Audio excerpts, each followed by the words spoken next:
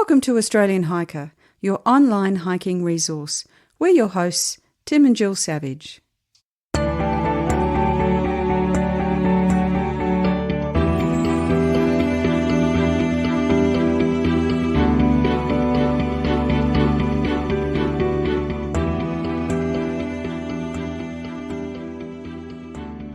This is episode 168 of the Australian Hiker podcast.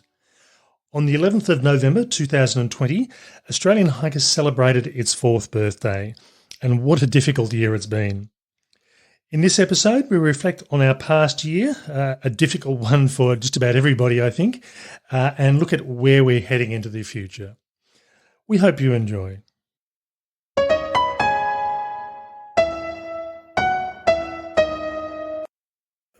I don't think there's anyone who's listening to this podcast who wouldn't think that this year has been a difficult year.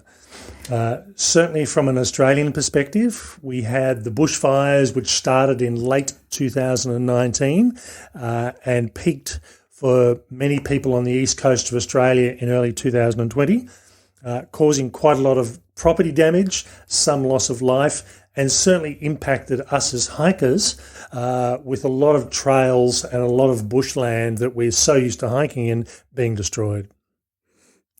Yeah, and sometimes it's, we're disappointed that we haven't been able to get out into those national parks, and many of them still. But, there are a lot of people who have done it really, really tough because of the bushfires.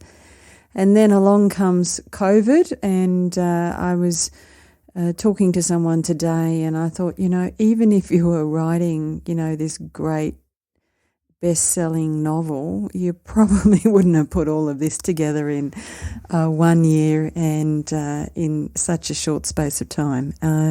It really has been something that's just quite unbelievable. I won't use the word that everybody uses. I think it's, a little bit overused now. But, we've still got a long way to go. And I think, as Jill mentioned, that was the second thing that pretty much carried us through the rest of the year, and that was the impact of the global pandemic, COVID. Just as we were about to start getting back out into the bush, starting to do some walks again after the fires, all of a sudden, for many of us in Australia, and for that matter worldwide, we're in a situation where we were pretty much in lockdown. We were really lucky in Canberra. We managed to nip it in the bud quite early. I think we're a bunch of rule followers, actually. Yeah. Which is good, there's nothing wrong with that, clearly. So I think, in that respect, while we did have limitations, we did have social distancing, we at no stage were limited in going anywhere within the territory, providing we followed that social distancing. And even though much of Namadgi National Park, our local park, had been damaged quite heavily from the fires, we still had the ability to get out and do some walks. We did. I guess it was a bit disappointing. I'm sure that I know, every tree and bush in my local area now, probably got a personal name for them. So, did have a little bit of a moment of whining about that. But in comparison to what others have been through elsewhere in Australia and definitely overseas, a bit of inconvenience, I think, is probably the short version of what we've had. As opposed to some other states in Australia, and for that matter, many countries overseas that were really locked right down and couldn't really go anywhere. So we've been pretty lucky in that respect. Yeah. So as we're recording this podcast in places like the US, they're recording over 100,000 people with COVID in a day. That's a phenomenal number. Now, as a result of those two events, we had a very carefully planned out schedule for what was going to happen this year. And I'm one of these people that will either wing something and just do it on the spur of the moment. No, you won't. Never. But I'm also an obsessive planner as well. So, it's not unusual for me to do something at a drop of a hat. But as I said, I'll also spend months and if not years planning hikes and planning activities just to make sure that it goes off well. So this year I came to the beginning of the year, and I normally, December for me is pretty much planning month, and even for 2021, I've already started planning out podcasts, planning out walks, and I've started to look into 2022, which we'll talk about a bit later on. While we're talking about, I'll interrupt it just there. Interrupt yourself. Is that interrupt myself? Yeah. We do have a competition that if you receive our newsletter, if you listen for where our 2022 hike will be, and the details of how to enter in the newsletter, but that'll be later on in this podcast. And that's an opportunity to win a $100 gift voucher from Wild Earth. Now, as I said, I had a very carefully planned out series of podcasts. I had a series of interviews, both with people interstate and overseas, all set up. And I'd even planned on visiting a couple of different parts of Australia to interview people face to face. And very much between the fires and then COVID, that really went out the door. And I'll talk about the podcast more in a minute. The hikes I had planned, we try and do a hike on once a week, whether it be just a short 1 or 2 kilometre hike or a long distance hike of some sort. And in 2020, I'd actually planned on doing a number of 20 kilometre, 30 kilometre plus hikes, averaging around about 1 per month. Things like the 6-foot track up in the Blue Mountains, things like the Bundeena to Otford walk, walks like down on the Mornington Peninsula in Victoria, and there are a number of other walks. And in particular, I'd planned on spending a fair bit of time in Victoria, which for us is where quite a lot of our listeners come from. That pretty much went out the door, which understandably. That was not going to happen. That was not going to happen. And I was actually going to be walking the Australian Alps walking track starting this Saturday. And between COVID and the fires, that was canned as well. And talking to the various ranger organisations in the various states, we had impact in pretty much every state. But due to a number of severe damage on trails in Victoria and a number of dangerous trees, there were a number of closed-off trail sections, which may, by the sound of it, be opening in December and January, so not too far off, but nothing that was going to help me do this walk. So that was another walk that I needed to reschedule.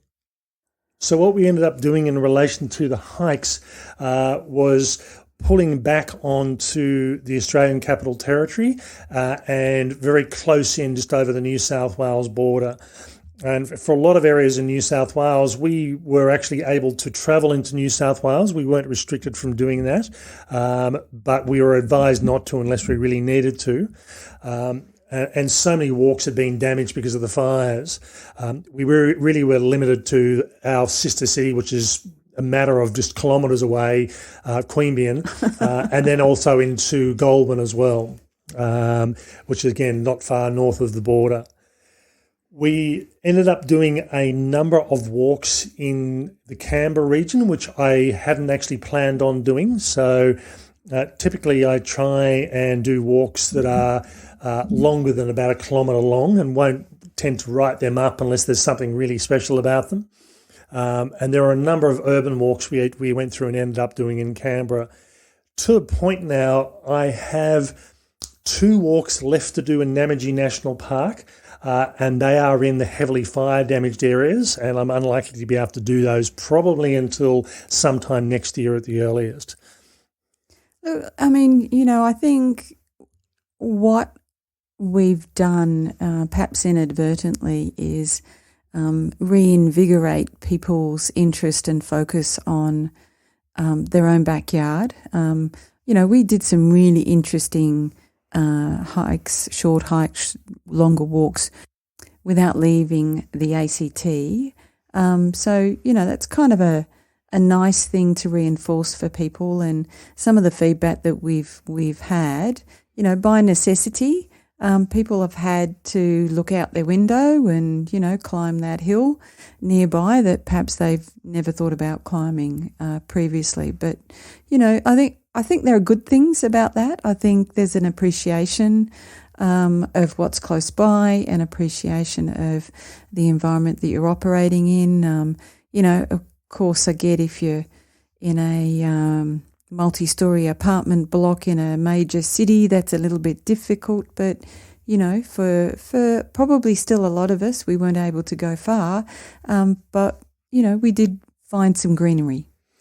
And you'll notice on some of the walks that I did very early in the year, as in January, there was one walk in particular. There's a smoky haze over so a lot of the images, and that was before the really serious or the really bad days where it was almost like nighttime. It was so dense. But we were lucky to get the walks in, even at that sort of time of the year. But as Jill said, it does actually force you to think about what's there. And there was a lot of walks we discovered which we'd written off as not being worth doing that we really enjoyed. So I think given that we are pretty much country bound, I think at least for the next few months, if not longer, it's worthwhile, as Jill said, looking in our own backyard. On to the longer walks, I had planned on finishing off the Human Hovel Track. That was our walk from 2019. Still had around about 116 kilometres left from that, and I'd actually planned on doing that in Easter this year. Now, that was prevented for two reasons. One, COVID, so we were unable to travel because of that. But also the section that I need to finish off is the section that's currently closed due to the fires. And the people that are responsible for looking after that track said they're going to focus on the areas that aren't so badly damaged so people can get in and walk sections. The heavily damaged section, they'll get to it, but it's going to take a bit of work. So from my perspective, I'm hoping to finish that walk off in 2021. For me, that's probably around about a 4-day walk at just under 30 kilometres a day just to finish that section off. So here's hoping that I'll get that out of the way. As I mentioned, the Australian Alps walking track was supposed to be my walk of 2020, my long distance walk, and that didn't happen. And in a podcast a couple of weeks ago, we announced that I was actually going to be doing the Great North Walk, and that was in episode 165. Really, in choosing to do the Great North Walk, and this walk is from Sydney to Newcastle. But you're doing it in reverse. I'll talk about in more detail in our next podcast episode, which is where I actually start my walk. So listen to episode 169 if you're interested in that particular walk. One of the criteria that I needed to look at is I had 4 weeks holidays booked, and I've decided to leave the 4 weeks holidays there rather than cancel them. Yeah, when he decided to walk the Australian Alps walking track, I thought, I'm not sure I want to spend 4 weeks quite doing that. So I didn't book my holidays. So now I've ended up having an 11-day walk on the Great North Track. And I had actually planned on doing a second walk following on from that. But when I looked more closely into detail, around about half that track or a third of that track is closed due to the fires. So that's a walk for another time. And that was the Katoomba to Mittagong walk. And my plan was to get to Sydney, get a train out to Katoomba, and then walk from Katoomba to Mittagong, which is not that far from Canberra, really. But that's the way it is. I looked at a number of different walks. I looked at the coastal walks along New South Wales, and much of the coast has been so severely damaged that it's not really accessible for walking. I looked at doing the Tasmanian Trail, and as it turned out, I could have ended up doing that. But really, that's only been confirmed in the last sort of 10 days, 9 days, and that was cutting it fine as far as trying to do any sort of planning. So that's a walk that I'll do in future years. So I think, the long distance hikes, there's a lot of, there is a lot of option and a lot of things that you can go through and do. But, if you're in Western Australia, you're pretty much focused on Western Australia at the moment. There's not a lot of the long distance hikes that at this time of the year are accessible and that haven't been severely damaged. So Great North Walk was something I'd planned on doing, but not quite this year. In relation to the podcast, we had a number of things planned, a number of interviews. Normally we try and release around about 38 podcasts a year. And this year I found that I was relying much more heavily on interviews and where I could phone-based interviews. And as a result, a lot of our episodes this year have been interview-based. Some of these interviews I planned on doing next year. Some of these interviews I just hadn't really thought about it, or as I said, I planned on doing face-to-face interviews, and they, from my perspective, for the interviews I need face-to-face, just to talk about product and talk about something specific, and hopefully that will be something we can reinstigate next year once the travel becomes a lot more freer. One of the people I'd hoped to follow along and spend more time talking to in 2020 was Lucy Barnard from Tangles and Tail, as she makes her way from the bottom of South America, the top of North America. And because of COVID, she ended up coming back to Australia and ended up spending a couple of weeks in quarantine in a Sydney hotel. And I'm hoping to catch up with her sometime over the next 3 to 4 weeks to touch base with her to see how she's gone and what her plans are. A couple of the things as far as the podcast is concerned. So this episode is episode 168, and including episode 0, we've released 169 episodes in total. The big milestone we clicked over, in fact, towards, I think it was on the 1st of October or 1st of November, was going over 500,000 episode downloads since we started. That's amazing. It is. And based on the number of episodes we download in the first month of their release, that places us within the top 20% of all podcasts worldwide. Now, we're never going to be in the same sort of vein as Serial and things like that, but for a niche podcast that relates to hiking, we're doing pretty well. And doing pretty well because of everyone who listens. Yes, thank you very much for that. Much appreciated. We now have an audience spanning 147 countries. And last year we talked about what those countries were. There's been a bit of movement. So our top 10 countries are Australia, understandably, United States, United Kingdom, New Zealand, Canada, Germany, Japan, Sweden, France and India. And there has been some change, particularly in some of those countries over the last 12 months. One of the things from a podcast perspective, I'd had so many plans on making changes and doing some updates to the back end side of things for the podcast. But again, I spent a lot of time struggling to line up interviews. And at one stage through the year, I was working on 7 separate podcasts concurrently. Doing interviews, putting them together all in a period of a couple of weeks, and that was a bit frantic. Yeah, I remember that. There was very little that got done by Tim around the house at that during that period.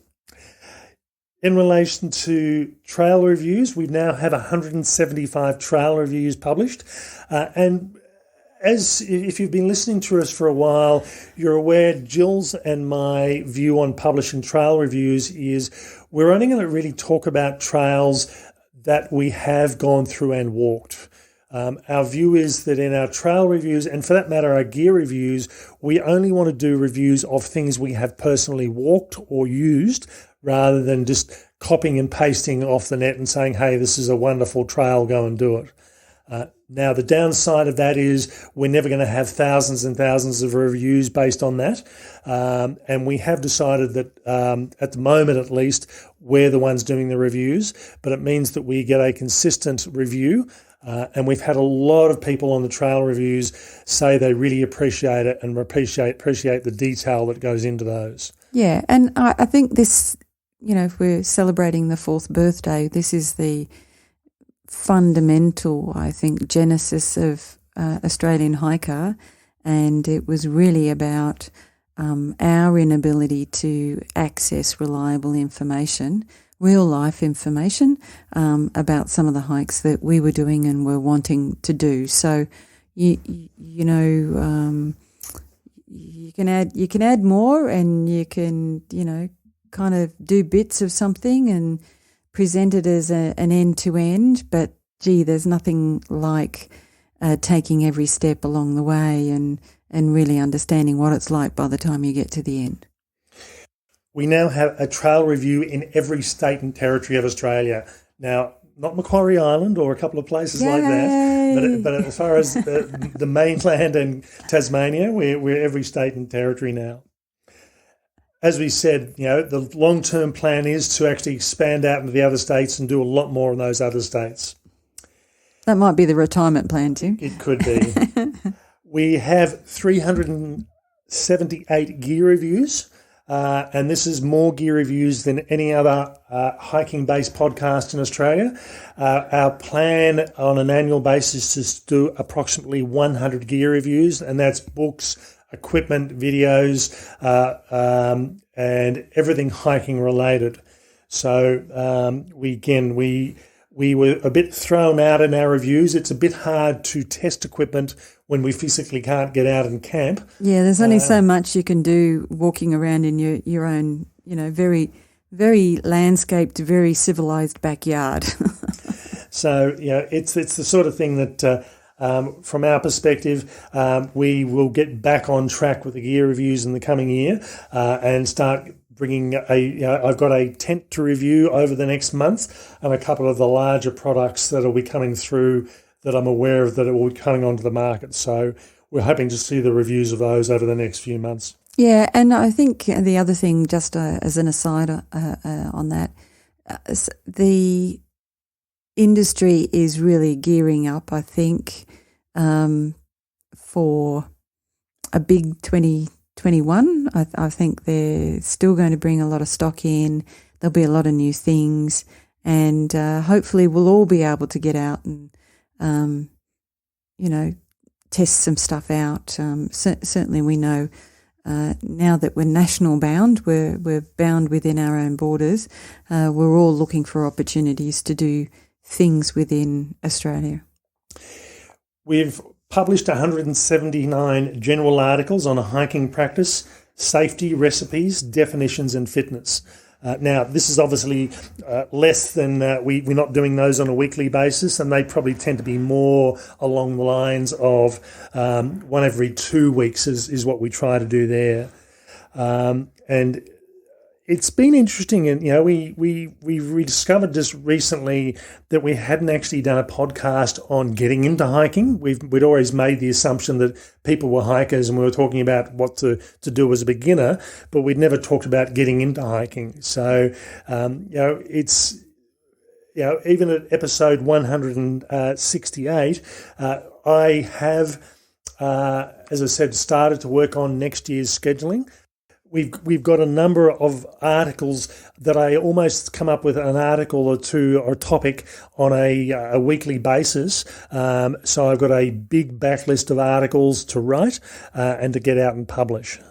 So what I'd say here is if there's anything in particular you want to hear about, please let us know. But also don't be surprised if we haven't already published it. We discovered last year that people were asking us to produce something, and we already had, but there's so much on the website, you've got to go and start looking or typing in search names to identify things that might be further down the list. Social media, this year for us has been probably... given that we were so housebound, if you like, and territory bound, I focused a lot more on social media this year. We started to do more regular postings on YouTube. And certainly for us, YouTube videos are a fairly time-consuming sort of thing to produce. But the plan is to do regular publishings on YouTube. And certainly over the next year, I have a number of trail videos, a number of articles and a number of hiking practice videos to produce over the next year, and hopefully we'll get to those on a more regular basis. Facebook, Instagram, Pinterest and Twitter, we're publishing on a more regular basis. And one thing you will notice is we're starting to produce more posts on a daily basis. And up until really the end of last year, I'd go through and post a review and say, here's a piece of equipment reviewed. We'd post it and let people know it was there, and just almost not quite forget about it, but not let people know it was there. And for a lot of people, they weren't quite aware that we'd done it. So what the practice is now for over the last year is new articles tend to get posted in the morning, and reposts tend to happen in the afternoon. With the exception of Pinterest, which I've gone through and decided to post Pinterest in the afternoon. So we've started to use some scheduling software, and that's taken a lot of the strain off me, because we post anywhere up to around about 40 social media posts a week. And believe me, that takes a bit of effort as far as writing them and getting them published and getting them up. But it's allowed us to go through and let people know what's there. And in most cases, we're only going to repost once a year. There's a couple of very high download articles that people really like. We'll post more often. But in most cases, a repost of something we've done previously will happen once a year, and that's about it. Given the number of trail reviews and gear reviews that we've got, there's an awful lot that we can let people know what's there. Now, what's happening in 2021? We're definitely going to say goodbye to 2020. I reckon that New Year's Eve party, if it's just, you and me sitting in our lounge room, socially distancing, we're definitely going to be saying goodbye to 2020 in a big way. So the plan for the hikes, as we said, is the main focus is Victoria and New South Wales. And that's, once we get over the Christmas, New Year's period, we'll start getting into those areas and a lot more in depth. Obviously for us, travelling to Victoria is a bit more of a drive for us. So we'll tend to do those in blocks, go down for a weekend, do a couple of walks and head back, or go down for a 3 or 4 day sort of weekend. And barring any issues or unforeseen circumstances, you'll see a lot more being posted out of Victoria. New South Wales is the same. I didn't mention this before. I had planned on doing a lot of walks around Sydney, and that just didn't happen this year. So they're a batch of walks which I've got scheduled to go through and do, and I've already scheduled those into my walking schedule for next year already. Longer hikes.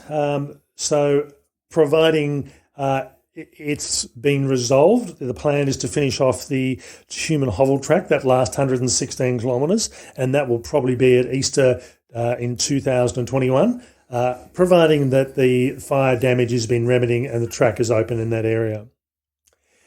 My long distance hike for 2021, again, is the Australian Alps Walking Track. I've pretty much planned it. I just didn't get a chance to actually do it. So less planning involved for next year. Mm-hmm. So I will go through and plan to do that the same time next year, towards the end of October, early November. That's my hike for the big hike for next year. 2022. Now, again, this is the answer you need to enter the competition if you want to win the $100 gift voucher to Wild Earth. And the plan is to do the Hyson Trail. And again, forgive my pronunciation. It's Hans Hyson. So, yes, that's right. It looks like Hyson, but it's Hyson. And that's 1,200 kilometres in South Australia. And that is the plan for, as I said, for 2022, and that'll be roughly a 6, maybe to 7 week hike, which will keep me well and truly busy in a couple of years' time. Now, to enter the competition to win this gift voucher, you'll need to be a newsletter subscriber. And basically, the competition is drawn 12 days after this release of this podcast, which is on the 26th of November. And you need to get your entry in by then to be eligible. Anyone who isn't a member already, if you subscribe between now and then, I will send the newsletter to you so you have the full details on how to enter. We plan to do again 100 gear reviews and also to release 38 podcast episodes. I have 45 podcast episode topics ready to go. And the way we do the podcasts, even though I schedule them, some of them are very time critical. So as an example, if I'm doing the Australian Alps walking track, it's not much use posting something about that 6 months either side of it. But in most cases, I have the ability to go through and swap things around and move things around. So if something comes up that I hadn't thought about or wasn't expecting, I have the ability to go through and change things around. So if you come across some things you'd like to hear about, and people do regularly send me some potential podcast interviews, please let us know. The other thing that we've instigated this year is a support us page on the website. I was planning on releasing that in late 2019, but with the fires going on, I didn't want to ask people for money when there are more people in need than what we were in that respect.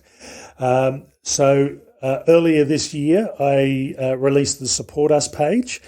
And what we're basically asking you to do is to buy us a coffee, surprisingly enough. And there's a website that we use, which is linked through our webpage called Ko-fi, or Coffee, it's pronounced. And you can either support us as a one-off thing, you can either support us on an ongoing monthly basis. The choice is yours. And the reason we did this, we have had on a regular basis since we started, people asking us, is there some way that they could actually support us?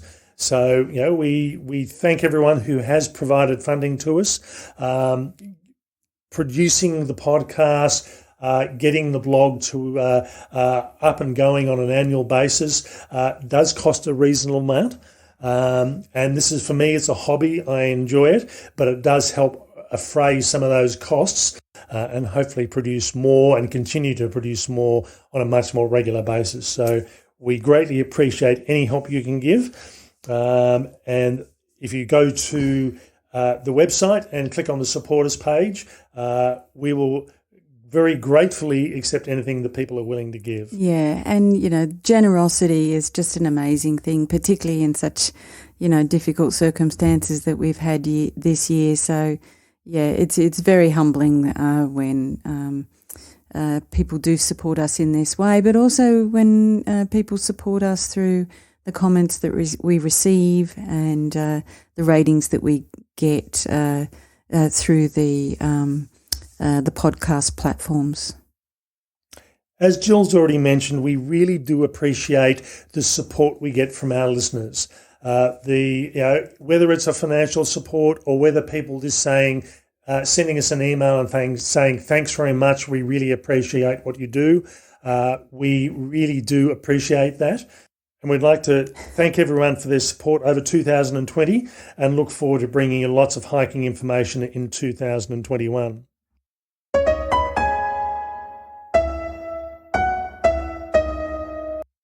In next week's episode 169, I will be releasing the first on-trail episode from the Great North Walk, and we'll be discussing a bit about the background of the walk, what it is, and a bit about the logistical planning. And I'll be bringing you on-trail recordings from the first 4 days of the trip. So you can follow me along. If you are listening to this in November 2020, you can follow along. I will be posting on Facebook and Instagram, and you'll be able to follow me on a map, an interactive map, and see where I am roughly anyway. There'll be a bit of a time lag in there, but just to see how I'm going. Yeah, and keep him safe, people. Thank you. That's from me. Okay, that's all for me. Bye for now. And bye from me.